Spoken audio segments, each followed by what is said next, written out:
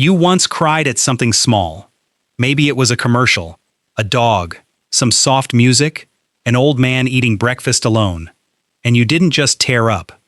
Something in your chest did a thing that felt way too big for what was actually on the screen. Then you spent the next 10 minutes wondering if that man was lonely, if anyone checked on him. You've never told anyone the full size of that, because you learned early, through enough awkward looks, that most people don't live at the volume you do. A comment someone tossed off 3 weeks ago is still sitting in a corner of your mind. A song can physically stop you. You walk into a room and you feel it before a single word is spoken. And maybe you've stopped trying to explain any of it. Not because you don't feel it, but because putting the whole thing into words is exhausting. And most people don't have a year to listen. The world has a word for you.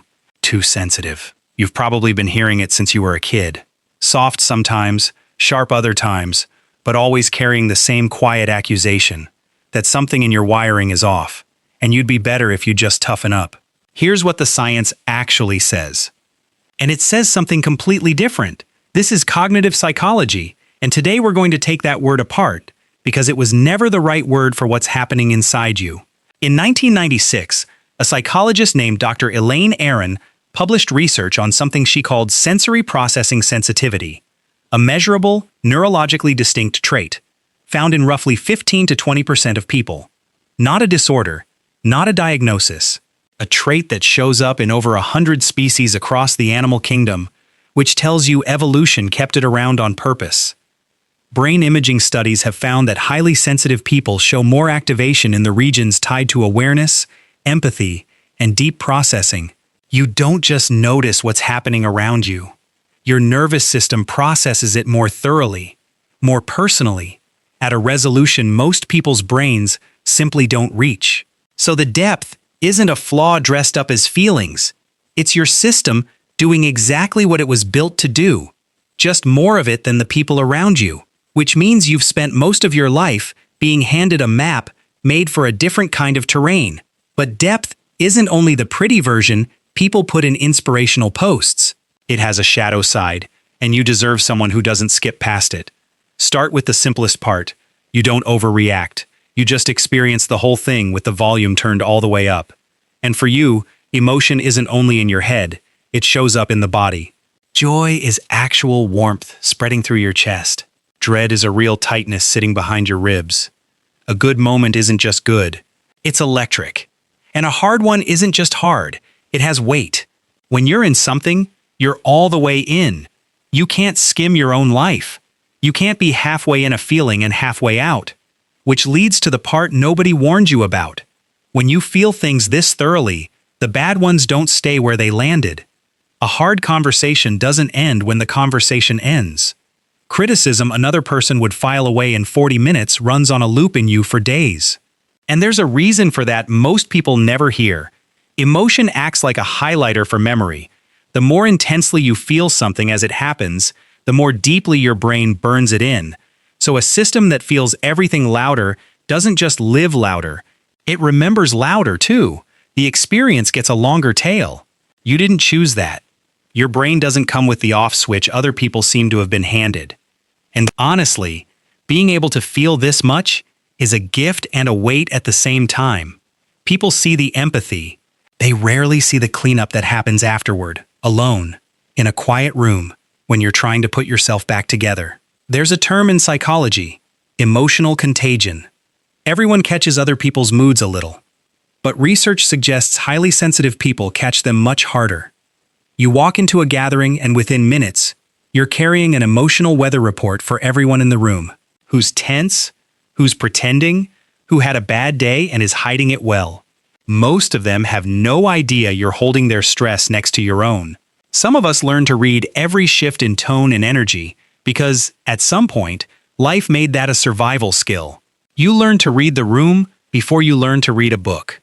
And that's why a crowded night can leave you hollow in a way that doesn't match how little you technically did. You were running an invisible process the whole time that nobody else in the room was running. So you built workarounds. You learned to edit yourself in real time, to hand the room a smaller, more acceptable version of your reaction. You got good at the performance of being fine, and here's the quietly devastating part.